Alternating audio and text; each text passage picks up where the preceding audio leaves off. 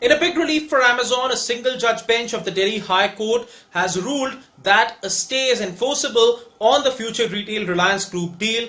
The court has rejected the arguments made by Future Group while accepting Amazon's petition against the deal. The court has ruled that the order passed by the emergency arbitrator is valid and enforceable under Indian law. The court has observed that Future Retail was a party to arbitration in Amazon's case and will have to pay rupees 20 lakhs as penalty. Also, properties of Future Group and Kishore Biyani will have to be attached as per the court order. Future Group has also been asked to move regulators to recall the nod which was granted to the deal earlier. Kishore Biyani has been asked to appear before the court on the 28th of April and explain why he should not be sent to jail.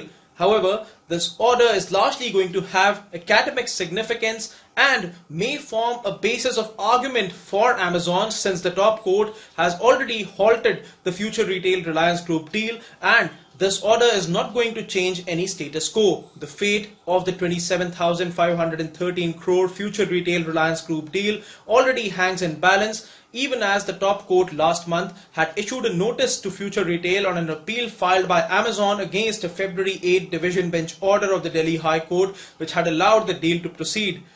The top court had allowed NCLT to continue hearing on amalgamation proceedings between Future Retail and Reliance Group. However, the final approval to the deal cannot be given without the apex court's nod. While the top court was initially not inclined to pass orders to allow the deal, and the court was inclined to halt NCLT proceedings till pendency of the case, Future Retail had opposed the stay, claiming that even if NCLT continues its hearing, the meeting for amalgamation between the two companies will not take place before 6 weeks. Appearing for Future Retail, senior lawyer Harish Salve had submitted before the court that there was no urgency to halt the NCLT proceedings as the procedure for amalgamation was long drawn. As Salve pointed to an upcoming hearing on Amazon's appeal against the single judge bench order before the High Court, the top court had refused to go into any further details. Appearing for Amazon, senior lawyer Gopal Subramaniam had sought an urgent stay on the deal and sought urgent orders from the top court. However, the court at that point of time had refused to comment on the merits of the case.